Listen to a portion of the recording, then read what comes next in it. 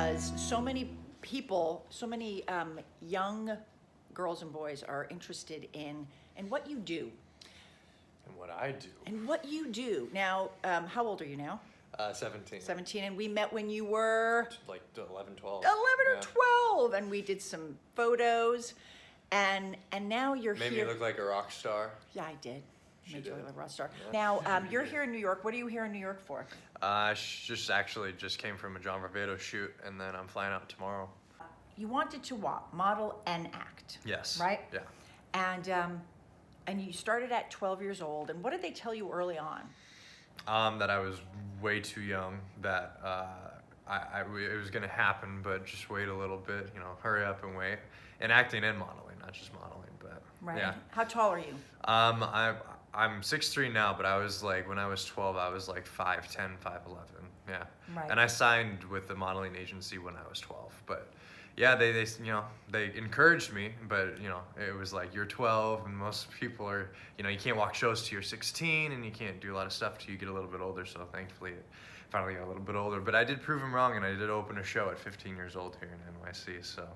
And so you've been like one of the youngest on almost every set that you're on. Oh yeah, for sure, definitely. Yeah. I hired him for a music video, and I just got you through LA casting. Yeah. And I thought you were like 17 or 18, and we had this great music video.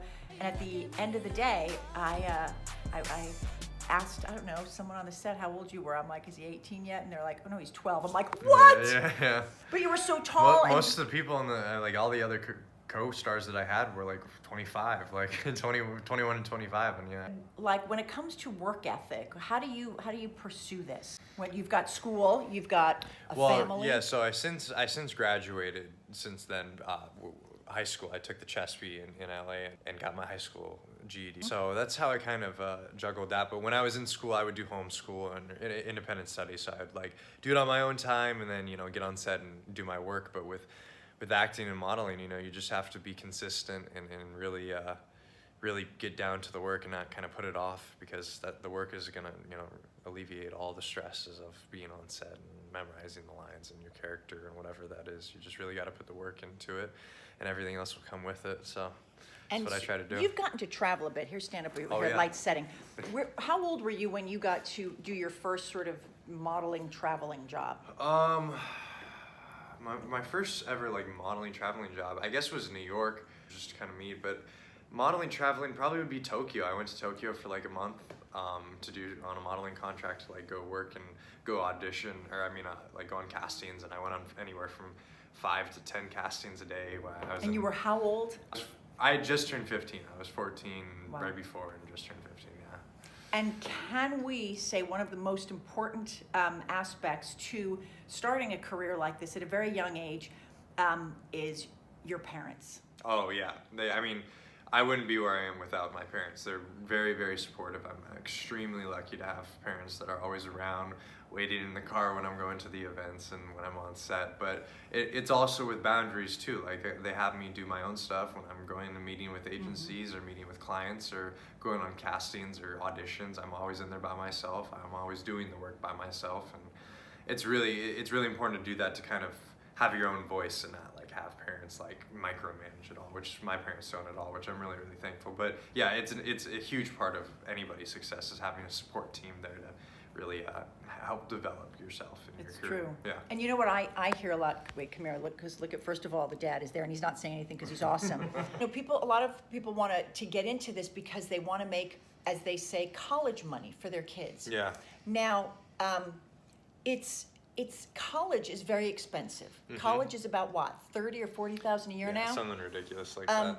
You don't always make 100,000 a year when you're starting off as a model, right? No, unless you hit the jackpot. Right. You don't make anywhere near that. So in other words, the purpose, if you go into this, because it's a lot of work and it's a lot of sacrifice, you do it because of why? What the passion for the art of it, being on set and making art and meeting really artistic people and having great world experiences. Like I've been to so many different places in the world and had so many different great experiences that I don't think I would have gotten in college or any other form of education, and acting and finding more about myself. I'm lucky to have found what I want to do for the rest of my life. I ended up really loving it. And you're not like a crazy party animal. No. No, I mean, that's one thing. Like, some people get in it for, like you said, college money and everything, and then some people get in it for the lifestyle of it, for becoming famous, having everyone taking pictures of you, being able to make all this money and become this icon or whatever you want to call it, and going out and partying and having that lifestyle. And it's like, all that really does is hurt you in this industry. I mean, some people will say that as part of the job, like you go out there and network and all that other stuff, but it's a bunch of BS. You can do the same thing without having to drink and do drugs. So. And that's the big message there, okay? Because I don't want people to shy away from the entertainment industry because of a few bad apples. Yeah, I mean, it gets a bad rap a lot for it being, don't send your kids into it because they'll get corrupt and everything. And if you're supportive of them, if parents are supportive of them, and they're raised in a good manner and they have a good head on their shoulders and they know what's wrong and what's right and the signals and the red flags in the industry, then they can totally steer clear of all of the bad stuff in it. I've never ever had any bad experiences on set looking for the signs and the flags, and then you avoid them. That's right. Yeah. And you just play. All right, man. Well, as the sun sets here in fantastic Manhattan, I thank you for coming and shooting with me and gracing me. Stick your head in here so we get a little sunset shot. I thank you for having me, having me again, being able to shoot with the great Denice. I have to cut there.